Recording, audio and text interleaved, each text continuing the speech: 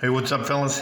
Still the 5th. It's about 1:30 in the afternoon. People are all taking down their, it was garbage day. People are all taking down their Christmas gifts.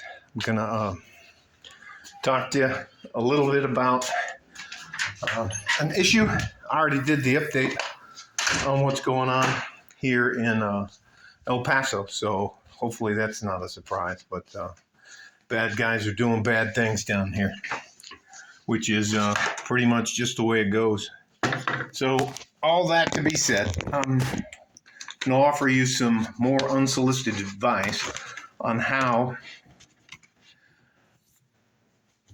well, I'll put it this way. You have to qualify for the life you want, just like you have to qualify for a mortgage or car loan or anything else like that. By saying that, we're going to go back and address some of the things that are phases of our life, our short-term, mid-term, and long-term goals. So you want to think about and plan towards and set benchmark goals, short, medium, and long, to eventually qualify for the life that you want. There is no such thing, in my opinion, of manifesting what you want to do. You just pray and hopefully it'll work out for you. I think that is not what prayer's for, but that's my personal opinion. So here we go. How do I qualify for the life that I want? Well, you got to understand the first three phases of your life. Your dreamer phase, from your teens to about 23, and 23, in my opinion, is pushing it. You have to understand your career phase, which is from 23 till you decide to retire. And I said career phase, not job phase. Having a career, investing in yourself. And the third phase is your retirement phase. When do I want to retire? So our primary goal segues into that. The first goal I think you should have, which is your long-term goal, is when do I want to retire? When do I want to stop working or go in and do some of the things that I've wanted to do all of my life? How you get there is you sit down and you plan it out. You start off with that goal and then you backwards plan from there. So in order for me to retire at, let's say, age 50, I have to have this amount of money saved up. For me, it was $2.5 million. Either that or you have to have a pension. You need to make sure that you include medical cost and inflation. I only used 4% inflation. Now, I had no idea we'd have 8, 9, 10% inflation coming possibly this year. So that is eating into a little of my savings, but I factored in for that. You have to educate yourself on money and how to make it work for you using savings, investing, and compound interest. Savings should be a fundamental block at the base of your pyramid. One of the fundamental blocks of your pyramid should always be my savings. And it should be, I would say, if you can squeeze it out, at least 3 months. And then from there, it needs to go to 6 months. And then it needs to go to a year. And then it needs to go to 2 years, 3 years, 5 years. I'd say 5 years. I keep 7, but that's just because I'm a little bit crazy about saving money. Those of us that grew up poor and grew up without know how important money is. Money is freedom. And again, if you invest in drip stocks, dividend reinvestment plans, those are, and only invest in things that you understand. Like everybody has to have clean water and electricity. So power companies and water companies.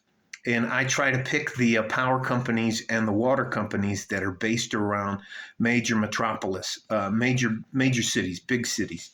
So I have Chesapeake Bay is one of my electricity companies, and I also have California Water as my one of my water companies. I have Walmart and Amazon, and I don't invest in anything I don't understand, and I suggest you do the same thing. I hope you consider to look at the book, The Richest Man in Babylon. That's an easy way to get a good general concept of how money works. And one of the phrases in there is something I chime in a lot with people, especially younger people. Once you invest your money, you should just leave it alone and act like you spin it. Don't touch it. Don't mess with it, because time and compound interest, even if it's $25 a month, my I-Series bonds are earning 6.819 interest per month. So that's pretty substantial, especially for this recession we're folding into. Anyways, a fool and his money are soon parted. So I would, for me, now I can get fat and eat what I want and do what I want, but I still stay in good shape. And that's the other, we're going to segue into that. You have to take care of yourself on at least two fronts. One is your mental wellness. You can't, your life as a man, and I'm not downplaying anything about women. I'm not anti-woman or that. I'm just not a woman. And I would feel like asshole for trying to tell a woman how to live her life. I don't know. I was not a woman, and so I don't go there. I don't try to tell women what to do, what to say, how to act. I can tell you what I don't like and what men don't like, but that's about as far as that goes. I got off on a tangent there. So getting back to the subject at hand, you have to take care of yourself. You have to take care of your mind and your body. And your body includes two different things: the food you ingest and exercise. Push-ups don't cost anything. If you have a pair of tennis shoes, going for a walk doesn't cost you anything. Calisthenics don't cost anything. Sit-ups don't cost you anything. There are just good ways to take care of yourself. You don't, as a younger man, you actually, unless you're trying to get into like mega shape or something like that, you don't need to eat more than once a day. But you need to eat good, clean, whole food. All right? So we've talked about how do I become qualified for the life that I want. We're going to take care of the first three phases of our life: our dreamer phase, our career phase, getting into the trades, getting into the STEM field, getting into coding, learning how to code, all those kind of jobs, not gender studies. We have enough fucking English teachers. I also highly encourage you as a skill set to help you get ahead. At least pick up some conversational Spanish. It's going to become valuable as you get older. All right. So we got our dreamer phase, our career phase, and then our retirement phase. You have to prepare for retirement. If you don't, life is very, very cruel to men who don't prepare for their retirement. All right?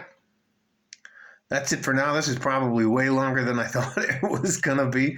But you guys stay safe and healthy. Take care of each other if you can. If you can't, take care of yourself. You're worth it. You're my future. I need you. You matter to me.